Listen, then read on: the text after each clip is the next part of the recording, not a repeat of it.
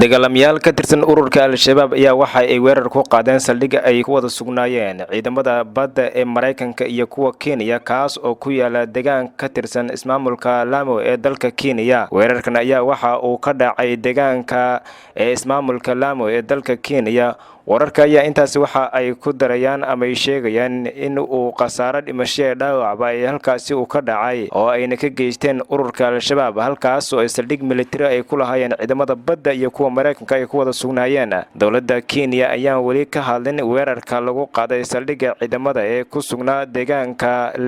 gobolka Lamu balse ay lagu waday in ay saraakiisha ammaanka ee Kenya ay ka warbixiyaan dagaalka iyo waliba qasaaraha ka dhashay halkaasi. Dhanka kale ururka al-shabaab ayaa waxa ay sheegteen weerarka in ayagu ay ku qaadeen ismaamulka Lamu ee dalka Kenya halkaas oo ay ka geysteen qasaare ay ku geysteen ciidamada Kenya iyo kuwa Mareykanka ee dhimasho dhaawac ayna halkaasi walowba ay sheegeen in ay hubkoodina ka qaateen.